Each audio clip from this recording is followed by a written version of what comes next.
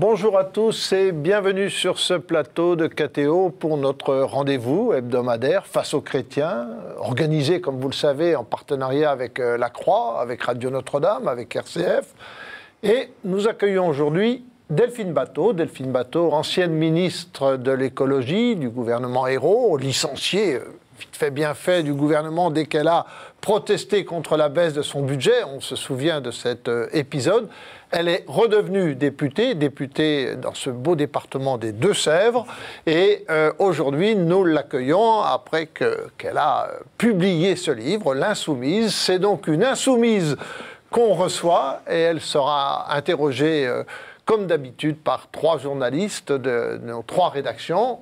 Mathieu Castagnet de La Croix. Bonjour. Alain Baron de Radio Notre-Dame. Bonjour. Et Romain Masneau de RCF. Bonjour. Bonjour. Bonjour Delphine Batho. Bonjour. Bienvenue sur ce plateau. Merci. Alors une première question, liée un peu à l'actualité bien évidemment. Le Premier ministre a qualifié d'apartheid la situation dans certaines banlieues. Est-ce qu'il a eu raison d'attirer l'attention avec ce mot très fort ou est-ce que c'est un peu exagéré? Moi, je crois qu'il a eu raison. Évidemment, ce n'est pas par comparaison avec l'apartheid tel qu'on l'a connu en Afrique du Sud, mais il y a effectivement une ségrégation territoriale, ethnique, sociale, qui est installée depuis de nombreuses années. En France, ce n'est pas un constat complètement nouveau. Et c'est d'ailleurs bien le problème, c'est qu'il y a eu un grand manque de courage, il y a eu une grande impuissance à affronter ce problème et à affronter ce que l'on a constaté depuis des années, la montée de l'insécurité, de la violence dans ces territoires qu'on appelait, vous vous en souvenez, des zones de non-droit, le passage de cette délinquance à des formes très structurées de caïda, d'économie parallèle, et le passage d'une partie, le basculement d'une partie de ce caïda dans le salafisme. D'accord. C'est en quelque sorte un autre ordre qu'on a laissé s'installer, un ordre totalitaire, mais face auquel la République est impuissante depuis bien trop longtemps maintenant. Alors vous qui avez été spécialiste des questions de sécurité, notamment au Parti Socialiste, où vous travailliez sur ces questions avant la campagne du candidat Hollande, qu'est-ce qu'il fallait faire, qu'est-ce qu'on peut faire encore aujourd'hui dans ces banlieues, justement? D'abord, une remarque sur ce que vous venez de dire, c'est que le travail qui a été fait pendant des années pour faire évoluer la gauche sur les questions de sécurité, qu'elle ne soit plus suspecte d'angélisme et qu'elle soit crédible, a été un travail utile, je pense, au regard des événements qu'on vient de vivre. Utile, ça n'a pas beaucoup bougé, en tout cas.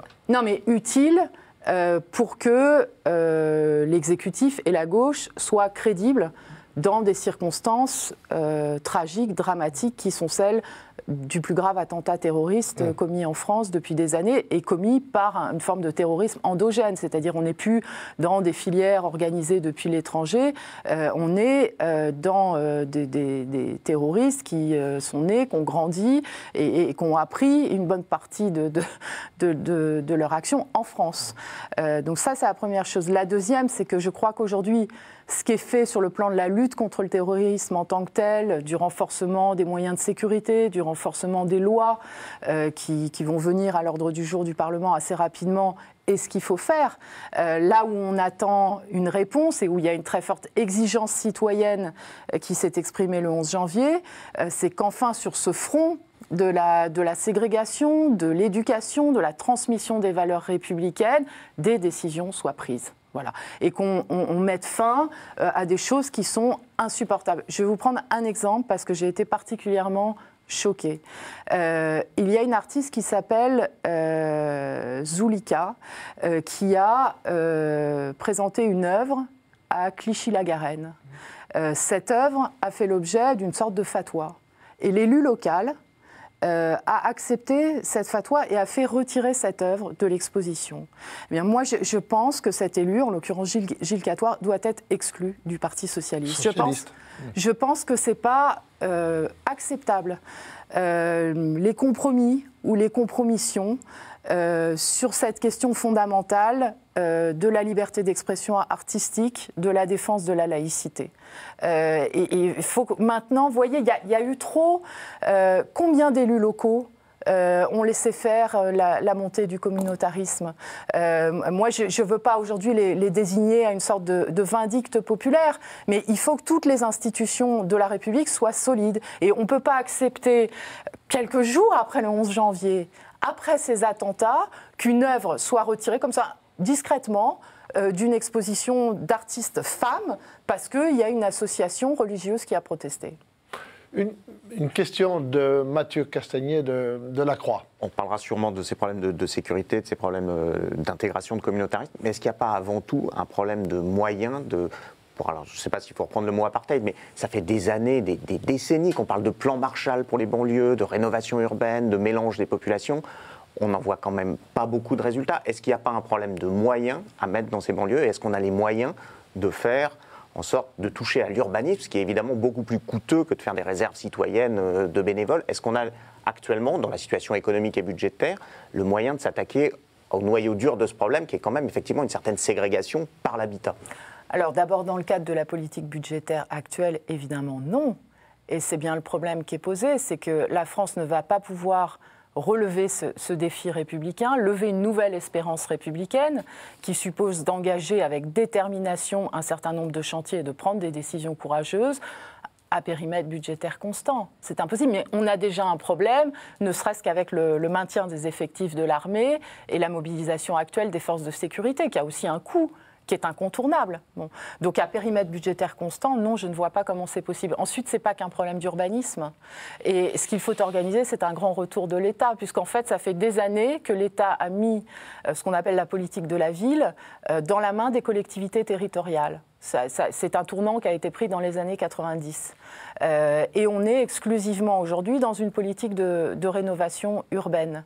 Il n'y a pas de mobilisation ou de combat sur les questions de ségrégation ethnique. Sur les questions éducatives, est-ce que vous vous souvenez qu'à la rentrée des classes, il a fallu que des parents d'élèves occupent un terrain en Seine-Saint-Denis pendant plusieurs semaines pour demander quelque chose d'élémentaire, qu'il y ait des enseignants pour faire la classe à leurs enfants. Et on a recruté en toute hâte des personnes à Pôle emploi qui n'ont pas la formation d'enseignants pour faire la classe aux élèves de Seine-Saint-Denis. Ben ça, c'est pas possible dans une République. Donc oui, bien sûr, il va falloir des moyens budgétaires. Mais il faut aussi un retour de l'État qui soit en première ligne pour prendre en main la situation dans ces quartiers. Une question de Romain Mazneau de RCF. Sur le volet répression en prison, est-ce qu'il faut isoler les islamistes radicaux pour éviter tout prosélytisme? Et deuxième question, est-ce qu'il faut les regrouper? C'est un peu la même question. On peut les isoler sans les regrouper, parce que certains disent que les regrouper, c'est aussi favoriser finalement, faire des islamistes radicaux, des islamistes encore plus radicaux et aggraver le mal. Ça relève de la technique de l'administration pénitentiaire, mais il s'est passé dans la prison un petit peu la même chose que ce qu'on est en train de dire par rapport aux banlieues. Je parlais d'un autre ordre. Les détenus qui sont dans ce prosélytisme ne sont pas ceux qui posent le plus de problèmes de discipline carcérale. Voilà pourquoi pendant des années, on a laissé faire. On a fermé les yeux. Parce que le problème qui est posé à l'administration pénitentiaire quand elle gère une prison, c'est d'abord un problème de discipline carcérale. Et donc, il y a une situation qui s'est installée, qui pose effectivement un grave problème. Moi, je suis plutôt favorable à l'isolement de ces détenus. Et je crois que le nécessaire est aussi en train d'être fait sur quelque chose qui est absolument fondamental, qui est le renseignement pénitentiaire, qui n'était pas du tout suffisant par rapport à ces problèmes de prosélytisme qui sont connus de longue date. Il y a eu un grand manque de courage, parce que tout ça, on le savait. De la même façon que le risque d'un terrorisme endogène, que des attentats soient commis. Très souvent, d'ailleurs, le Premier ministre, le ministre de l'Intérieur disait « l'alerte n'a jamais été aussi importante en France ». Le problème des banlieues, c'est pas nouveau. Même le mot d'apartheid avait déjà été utilisé. Donc, il y a eu une grande forme d'impuissance et un manque de courage pour prendre des décisions face à ces problèmes. Mais quand vous dites manque de courage, c'est à quel niveau? Parce que vous dites on savait on savait un certain nombre de choses de la situation dans les prisons. Mais c'est à quel niveau... Dans les prisons, dans les banlieues. Dans les prisons et dans les banlieues. Mais c'est à quel niveau qu'il y a eu un manque de courage? C'est au plus haut niveau de l'État? Oui, au plus haut niveau de l'État, sous tous les gouvernements d'ailleurs. Quand je suis en train de... c'est pas des responsabilités personnelles, mais il y a eu, si vous voulez, une vision, technocratique de ces problèmes où, voilà, il y a une sorte de partage territorial et bon, on abandonne ces territoires, on abandonne les détenus à la conversion au salafisme, et on le sait très bien, mais on laisse faire. Voilà, c'est ça qui est plus possible. Une question d'Alain Baron de Radio Notre-Dame. Oui, revenons un instant sur les moyens. Vous dites qu'il faut des moyens budgétaires. En même temps, depuis des décennies, quel que soit le gouvernement, on a déversé des millions d'euros, des dizaines, des centaines de millions d'euros dans les banlieues pour le résultat qu'on vient de constater. Est-ce que c'est vraiment seulement un problème de moyens?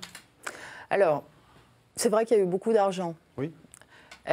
Qui, dans le système des contrats de ville, a été en fait un partenariat entre l'État et les collectivités. L'État abondant les collectivités pour faire un certain nombre de travaux ou de projets de rénovation urbaine.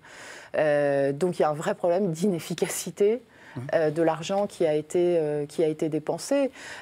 Ensuite, quand on regarde en réalité l'argent qui est consacré aux habitants des banlieues, si vous voulez, comme les crédits de politique de la ville se substituent à toutes les politiques de droit commun, en réalité, il n'y a pas égalité par rapport aux autres territoires. Voilà, donc d'un côté, c'est vrai qu'il y a eu beaucoup d'argent. D'un autre côté, quand on regarde toute la population qui est concernée, ce n'est pas si considérable que ça. Et l'effort a été fait surtout sur la rénovation urbaine et pas tellement sur la question éducative ou sur la question sociale. Et en particulier, les acteurs de terrain qui sont les associations sont depuis 2010 confrontés à un grand changement des règles. Avant, elles avaient des moyens pour faire leur programme d'action et maintenant, elles doivent répondre à des marchés publics, à des appels d'offres, avec une logique complètement bureaucratique qui a désespéré le tissu social et associatif des quartiers populaires. Une question de Mathieu Castagnet, La Croix. Est-ce qu'il y a un problème spécifique avec l'islam? Est-ce qu'il y a un problème qui rend plus difficile l'intégration? Parce qu'il y a, au-delà des différences culturelles ou sociales aussi, différences religieuses qui rendraient l'intégration d'un certain nombre de populations plus difficile que ça n'a été le cas auparavant. Je pense d'abord qu'on a besoin de dire clairement que l'islam est la deuxième religion de France. Et d'assumer cette réalité dans la République. Ensuite, ce à quoi on est confronté n'est pas stricto sensu un phénomène religieux, c'est un phénomène politique. C'est comme une fraction politique, le salafisme, qui utilise même pas une interprétation de cette religion, parce qu'en réalité, ça n'a rien à voir avec même les valeurs de l'islam, les valeurs du Coran. Donc il faut bien comprendre qu'on est dans une guerre politique contre le salafisme. Voilà. Et que cette guerre politique, elle passe par le fait d'assumer dans la République laïque qu'il y a différentes religions, dont l'islam de France fait partie. Mathieu Castagnet évoquait les populations justement des banlieues, les populations musulmanes et les populations pour certains qui ne parlent pas français. Dans sa conférence de presse de jeudi, le président de la République a dit qu'il faudrait absolument apprendre le français à l'école maternelle, en sortant de l'école maternelle. Est-ce que c'est une bonne mesure? Est-ce que ça va de soi ou qu'est-ce que vous en pensez?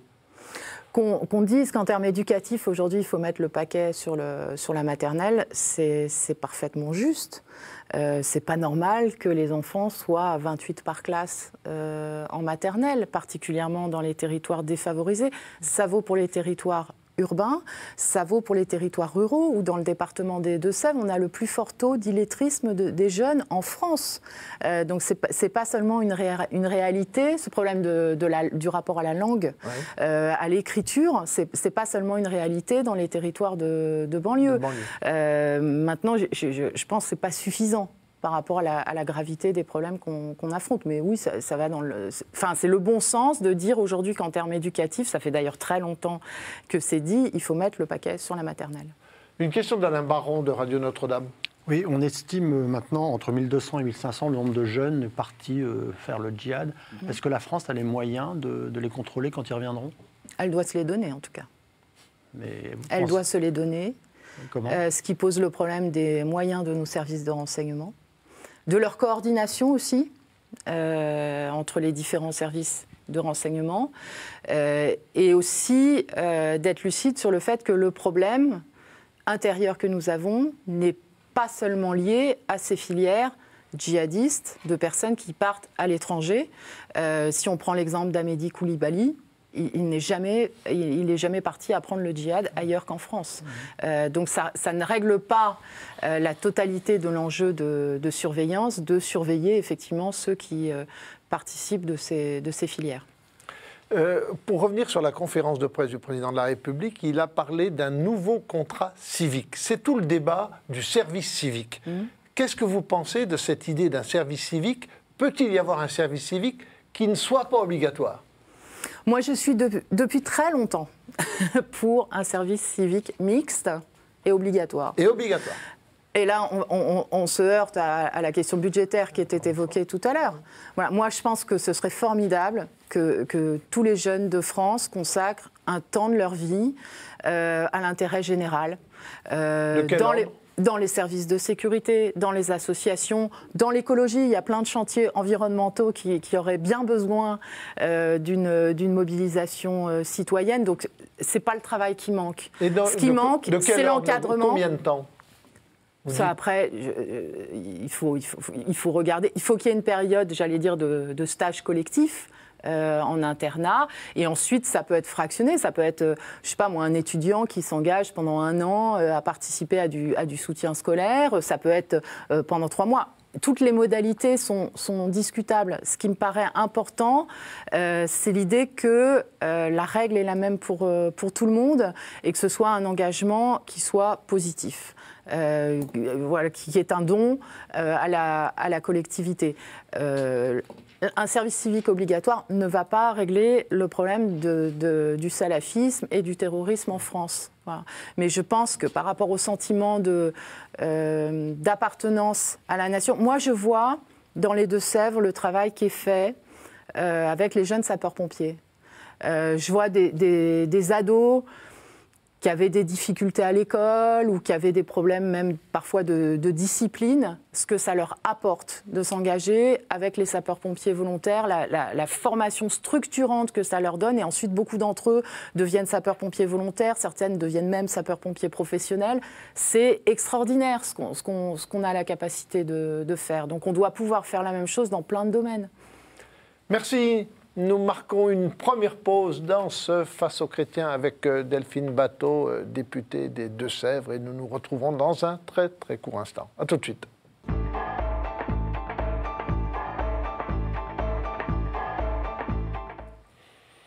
Seconde partie de ce Face aux chrétiens avec Delphine Batho, députée socialiste des Deux-Sèvres, ancienne ministre de l'écologie.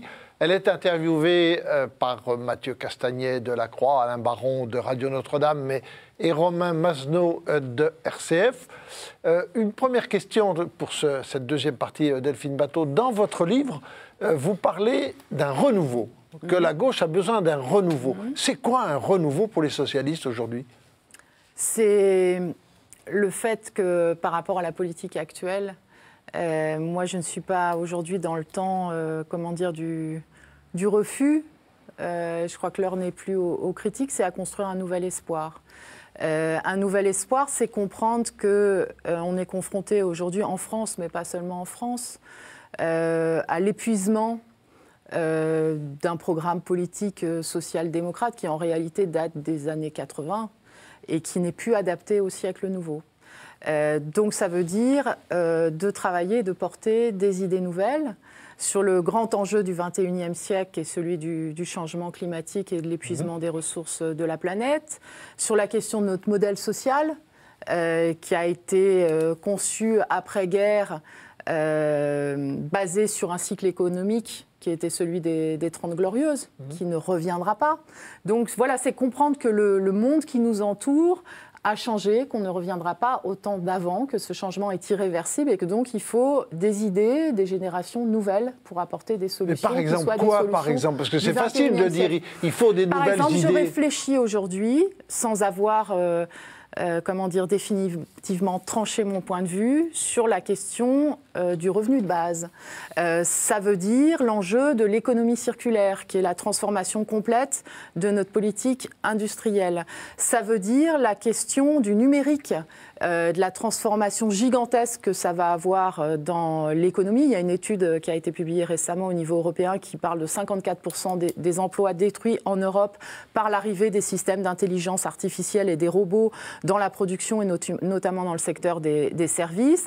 On a là-dessus un enjeu de souveraineté considérable puisqu'en réalité aujourd'hui on est aux mains de Google, Facebook, etc. Dans quelle mesure on peut faire des données un bien commun, et notamment de toutes les données personnelles, un bien commun plutôt que quelque chose qui est aujourd'hui capté pour dégager de la valeur qui nous échappe complètement. Voilà les enjeux qui sont, à mes yeux, avec évidemment la question républicaine, les enjeux sur lesquels il faut revoir le logiciel de la gauche et apporter du neuf, faire du neuf.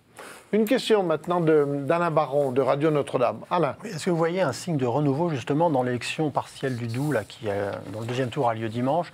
Il semblerait que le gouvernement et le PS aient repris du poil de la bête électoralement, après la période tragique qu'on a connue en début d'année. Et est-ce que c'est un bon signe pour le PS? D'abord, moi j'appelle tous les électeurs à venir voter dimanche pour Frédéric Barbier. L'élection n'est pas terminée et ça se joue dimanche. Ensuite, j'y vois plutôt le signe de la marche au pouvoir de l'extrême droite que j'avais évoqué en juillet 2013. On a partout en Europe aujourd'hui et notamment en France une progression de l'extrême droite. Le candidat socialiste au premier tour fait 50% des voix de moins qu'en 2012. L'UMP fait à peu près 25% de moins. Et le Front National fait 10% de moins, dans une élection partielle où on sait que l'abstention est toujours extrêmement importante. Moi, mon horizon politique, c'est pas de me battre pour la deuxième ou la troisième place face à l'extrême droite qui arrive en tête. Voilà. Et le fait que l'extrême droite arrive en tête dans une circonscription populaire, ouvrière, c'est un signal d'alarme qui signifie une forme d'effondrement. Donc j'y vois un signe d'inquiétude, même s'il y a eu un début, par rapport à ce que vous dites, un début de remobilisation de l'électorat de gauche, on est quand même très très loin. Même dans le différentiel d'abstention, ça se voit.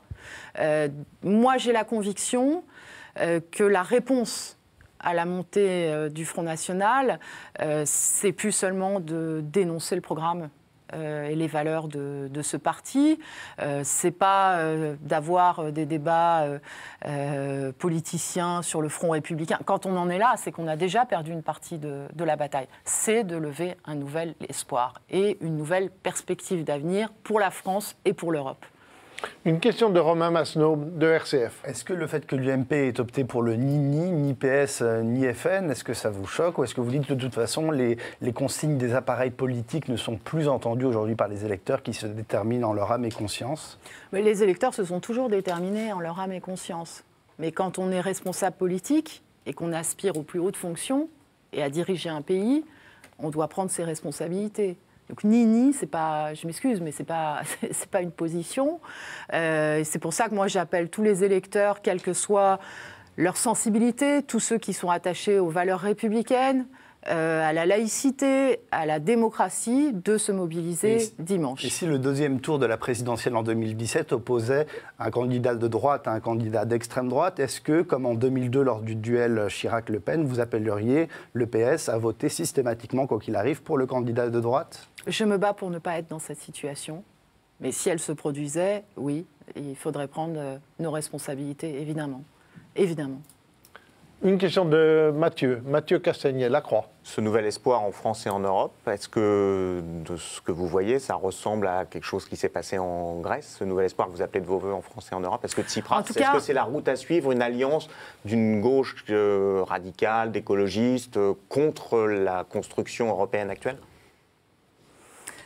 Moi, je crois que ce qui se passe en Grèce, ça exprime d'abord le refus de la gauche de mourir et de se laisser entraîner dans l'effondrement, et il se passe un peu la même chose en Espagne, dans l'effondrement du Parti socialiste lié à sa compromission avec les politiques d'austérité. Donc c'est un signe d'espoir, un signe positif. En même temps, il y a des ambiguïtés politiques importantes. L'alliance qui a été passée par Syriza avec les souverainistes, je n'ai pas la réponse au moment où je vous parle de savoir si c'est simplement une alliance technique parce qu'il n'était pas majoritaire tout seul, ou si ça va avoir des conséquences sur les valeurs. Je pense aussi qu'au XXIe siècle, la gauche, ça ne peut pas être l'exclusion des femmes du pouvoir. Et que d'avoir aucun ministre femme, moi, je m'excuse, hein, on peut considérer que c'est un petit sujet. Non, pour moi, ce n'est pas un petit sujet. Donc je ne fais pas de Syriza un modèle, mais en même temps, j'y vois le refus du peuple grec d'être entraîné dans les conséquences dramatiques de la politique d'austérité, de voir un pays européen où la mortalité infantile augmente de 42%, c'est un recul de civilisation. Et donc c'est légitime qu'il y ait une force nouvelle qui apparaisse pour porter un espoir nouveau. Voilà. Et donc on a aujourd'hui en Europe à la fois la montée partout de mouvements d'extrême droite très préoccupants, et on a en même temps une gauche qui refuse de mourir enterrée dans les politiques d'austérité. Justement, dans sa conférence de presse, François Hollande dit que la France peut être utile à la Grèce. De quelle manière vous voyez que la France pourrait être utile à la Grèce? Moi, je crois que c'est le moment de renverser la table en Europe. Il y avait déjà une opportunité après l'élection de Matteo Renzi en Italie. On a aujourd'hui une Europe qui est, j'allais dire, sans tête. Moi, je ne sais plus quelle est la politique économique de l'Europe. Est-ce que c'est celle de Mme Merkel ? Est-ce que c'est celle de Mario Draghi qui vient d'appeler les États à une politique de relance par l'investissement qui correspond mot pour mot à ce que je dis depuis des mois et des mois. C'est-à-dire que l'enjeu aujourd'hui n'est pas d'avoir une politique de relance par la consommation, c'est d'avoir une politique de relance par l'investissement sur un certain nombre de grands chantiers d'avenir. Est-ce que c'est celle de M. Juncker qui fait un mini-plan d'investissement qui n'est pas du tout à la hauteur des enjeux? On a un paysage qui risque de faire de l'année 2015 une année d'implosion pour l'Union européenne. On est en train de se rendre compte que toutes les grandes questions qui étaient posées après la crise de 2008-2009, la crise de la zone euro, la question de la régulation du secteur financier, en réalité n'ont pas été résolues. Et donc, c'est le retour de la politique sur des visions technocratiques, économistes, et ça vaut pour la France en politique intérieure comme ça vaut pour l'Europe. Et donc je pense, oui, que la France a un grand rôle à jouer au niveau de l'Union européenne pour taper du poing sur la table et qu'il y ait une nouvelle politique économique européenne. Ça va au-delà de la question de la renégociation de la dette grecque qui paraît incontournable. D'ailleurs, les dettes ont toujours été renégociées. Ça va bien au-delà de la question de la renégociation de la dette grecque. Une question d'Alain Baron, Alain Baron de Radio Notre-Dame. Qui voyez-vous en France, soit au PS ou à gauche, qui pourrait incarner l'espoir comme Syriza l'a incarné en Grèce?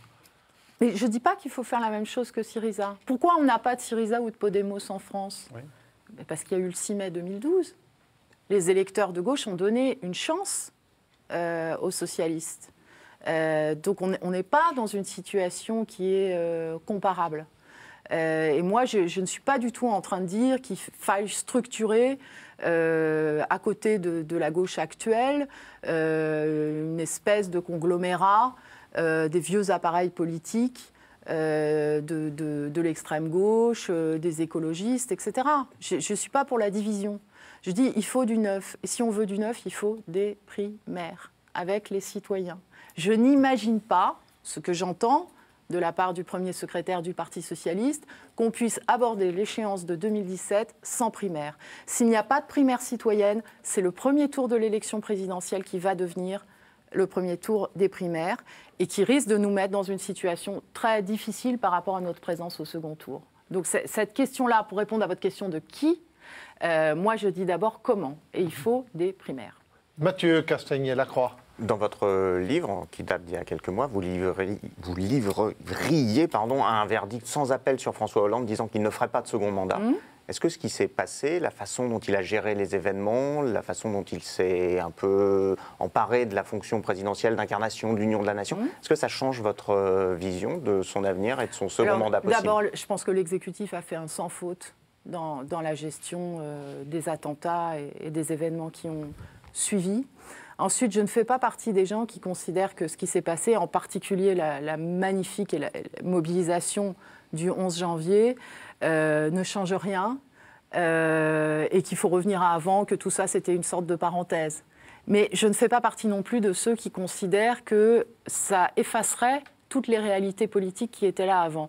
Donc en fait aujourd'hui, de deux choses l'une. Soit le président de la République renverse la table, va au bout de la réponse en termes de décision à l'exigence citoyenne qui s'est exprimée le 11 janvier. Se défait du poids d'un entourage, de la bourgeoisie d'État, des lobbies, du conservatisme, et se libère et va à la rencontre du pays et apporte des réponses et des décisions. Soit on revient un peu à la politique telle qu'elle était avant. D'ailleurs, là, j'en vois des signes. Le calendrier parlementaire ne change pas. On a ce débat surréaliste sur la loi Macron, alors qu'il vient d'y avoir des attentats terroristes en France. Et à ce moment-là, je pense que le rejet sera encore plus violent qu'il ne l'était avant les 7, 8, 9 et 11 janvier. Romain Mazenot, une question. RCF. Le gouvernement est en échec face au chômage. Ce n'est pas moi qui le dis, c'est le gouvernement lui-même. Oui. 3,5 millions de personnes sans emploi. Pourtant, depuis 2012, il y a eu les contrats aidés, il y a eu le choc de compétitivité, de responsabilité, les accords de flexi-sécurité. Alors, qu'est-ce qui manque dans cet arsenal? Il manque principalement la compréhension qu'on a changé de cycle économique. Et que donc, il n'y aura pas de retour à la croissance à l'ancienne. On ne reviendra pas aux 30 glorieuses. On est durablement en Europe, si rien n'est fait, je vais y revenir, sur une forme de stagnation et de croissance faible, de croissance molle. Donc si on veut qu'il y ait un retour de la prospérité et des créations d'emplois, il faut un grand plan d'investissement. C'est-à-dire qu'il ne faut pas être dans la logique qui était celle de la gauche des années 80, d'une relance par la consommation, par les contrats aidés, par un certain nombre d'amortisseurs sociaux. Il faut des grands chantiers, celui de la transition énergétique, celui du numérique. Vous avez voté contre le projet sur la transition. Vous êtes abstenu sur le en octobre. Oui, bien sûr, puisqu'il est question de privatiser l'hydraulique.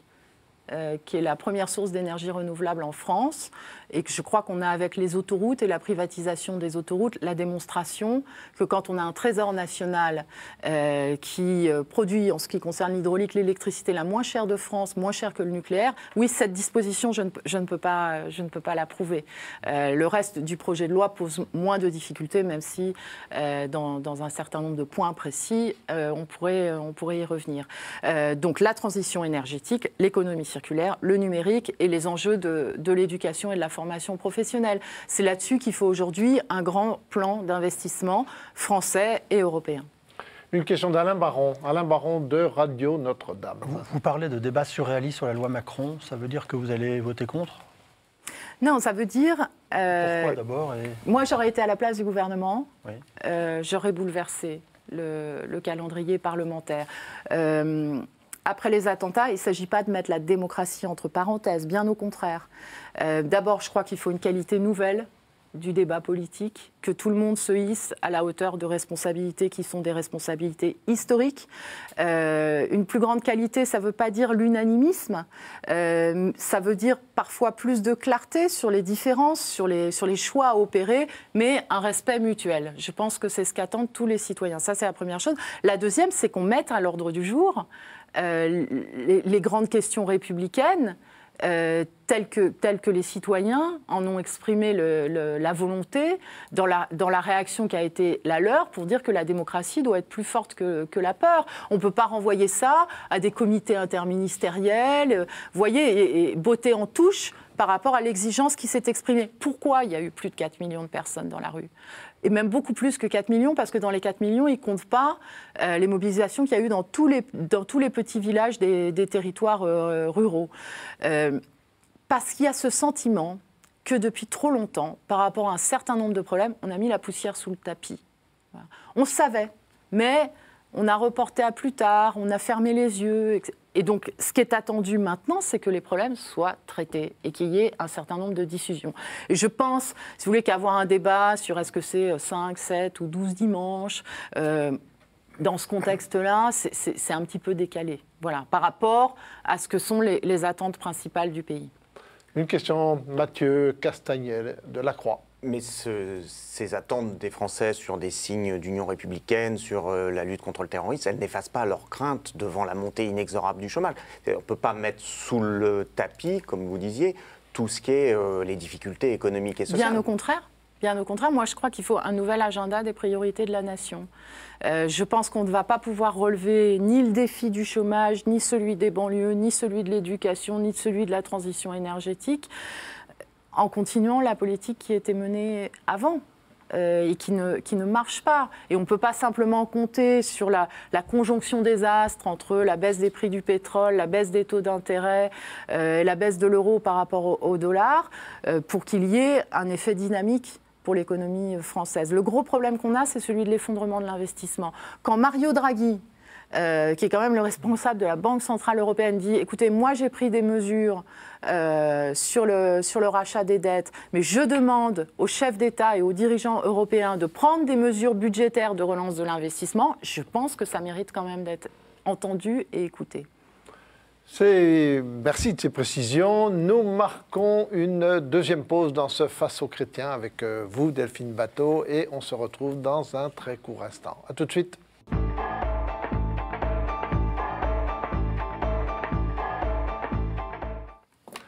On se retrouve sur ce plateau de KTO pour la troisième et dernière partie de ce Face aux chrétiens avec Delphine Batho, ancienne ministre de l'écologie, députée des Deux-Sèvres. Elle est interrogée par 3 journalistes de La Croix, Mathieu Castagnet, de Radio Notre-Dame, Alain Baron, et de RCF, Romain Masneau.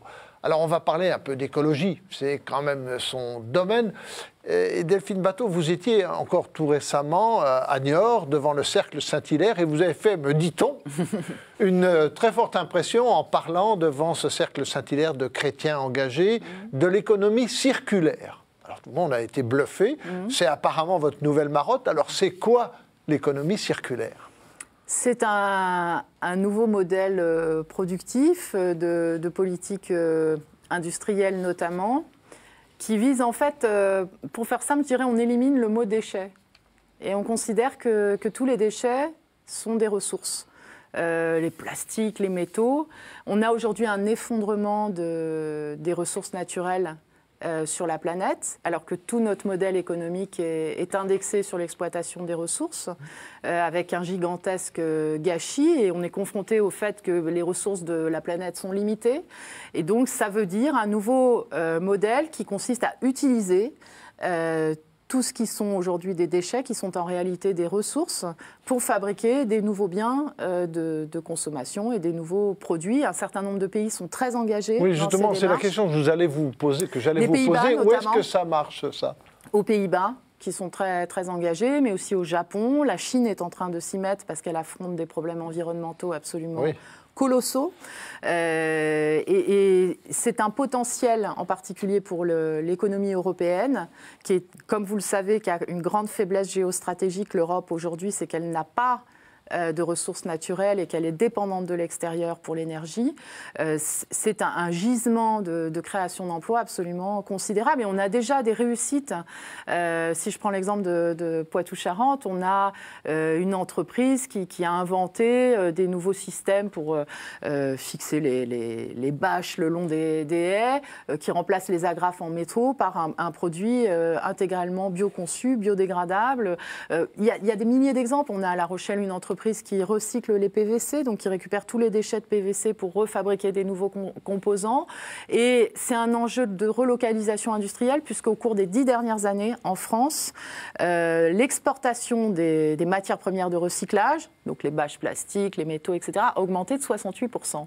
C'est-à-dire qu'en fait, on se fait piller ces ressources issus des déchets qui sont retransformés ailleurs. Et donc on a un enjeu de développer des filières industrielles capables de les retraiter en France pour pouvoir créer des emplois. Alors justement, pour parler de la France, le président de la République, dans sa conférence de presse, dit il faut que la France soit en tête, doit être en tête au niveau du climat et de l'écologie. Est-ce qu'elle est bien partie pour être en tête, cette France ? Il y a quelque chose de très positif, qui est la décision de la France d'accueillir la conférence mondiale sur le climat en décembre prochain.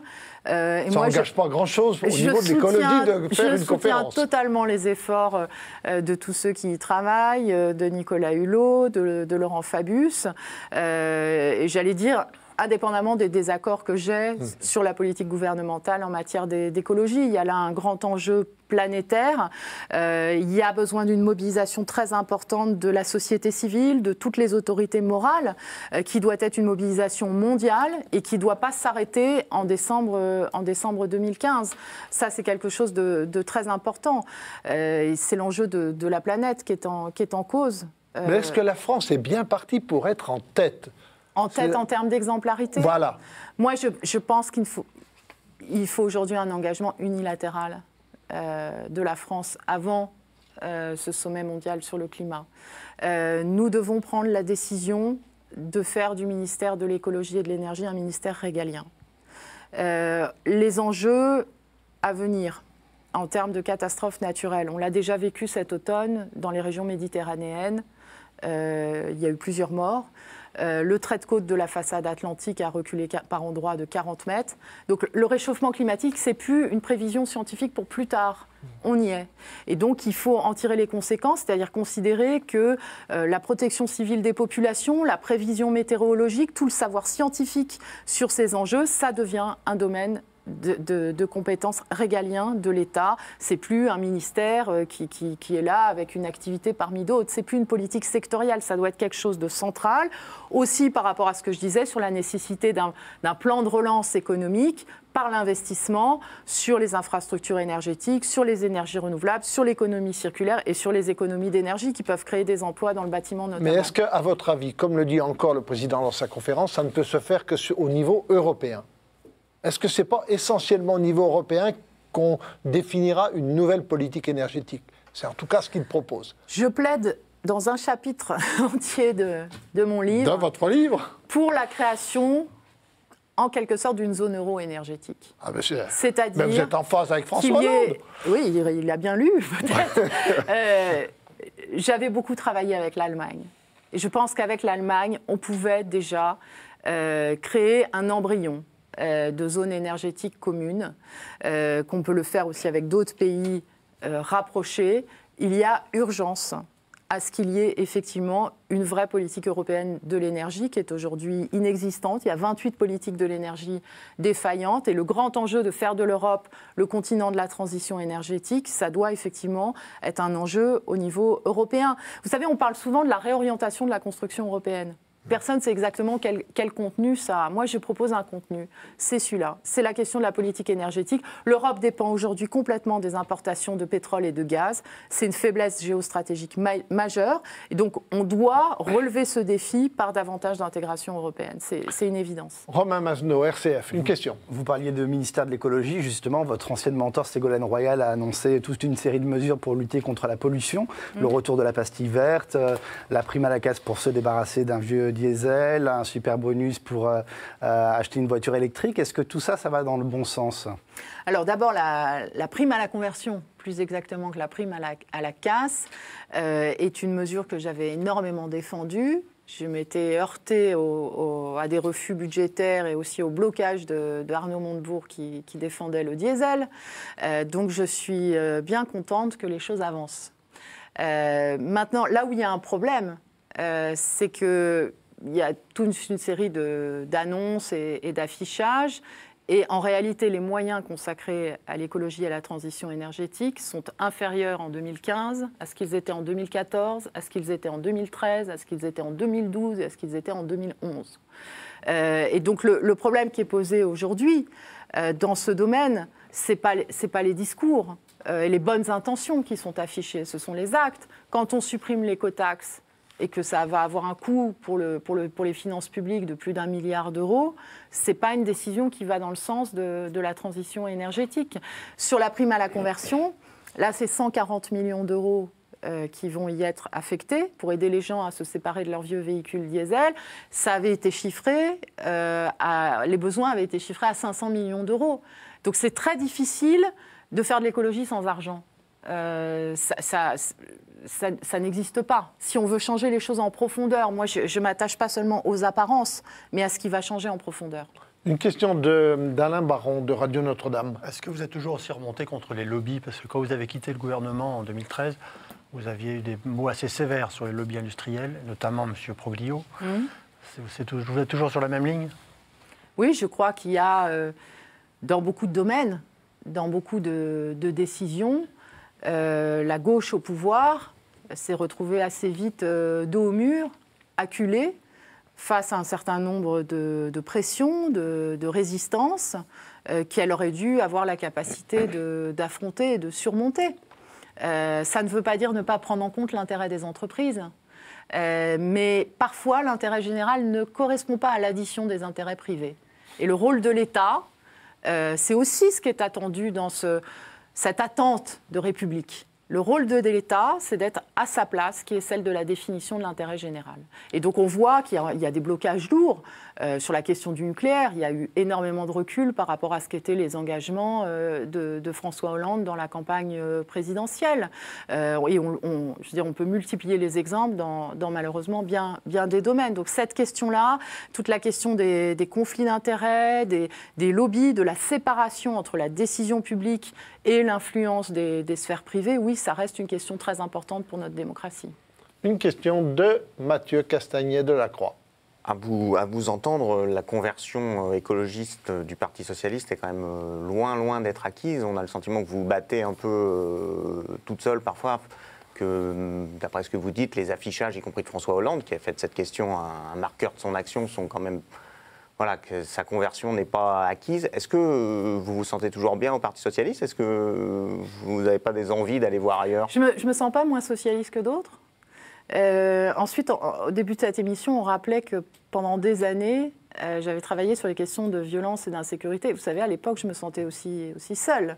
Le Parti socialiste n'était pas sur les orientations que je défendais.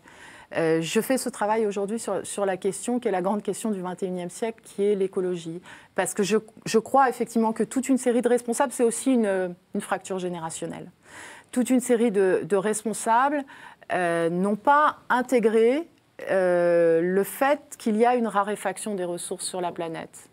Ils commencent à avoir intégré les enjeux du réchauffement climatique, réellement, mais ils n'ont pas compris que cette question du changement climatique ne peut pas être séparée de l'effondrement de la biodiversité, de l'épuisement des ressources naturelles, de la crise sanitaire qui est liée à l'utilisation de toute une série de pesticides et de produits chimiques, et qu'en fait, on est confronté à l'échelle planétaire à un changement global qui est en fait l'entrée de la planète dans une nouvelle ère qui s'appelle l'Anthropocène. C'est-à-dire que l'espèce humaine est en train de transformer nos conditions d'existence sur Terre comme des forces telluriques. Et cette nouvelle ère doit avoir effectivement ensuite, en termes de programme politique, des conséquences, c'est-à-dire qu'on ne peut plus être sur un modèle productiviste à l'ancienne. Moi, je ne suis pas pour la décroissance. Donc mon travail aussi avec l'économie circulaire, c'est de sortir de cette impasse entre la croissance à l'ancienne ou la décroissance qui serait une sorte de retour en arrière. Une question de Romain Mazenot de RCF. Si François Hollande finalement ne ferme pas Fessenheim, contrairement à ce qu'il avait promis dans sa campagne, est-ce que ce sera un nouveau renoncement, une trahison? J'utilise jamais le mot de trahison, c'est pas mon langage. Ce sera surtout un renoncement face à une question décisive.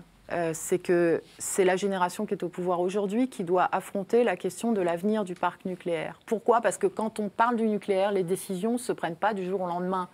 Il faut voir à 5 ans, à 10 ans, à 20 ans.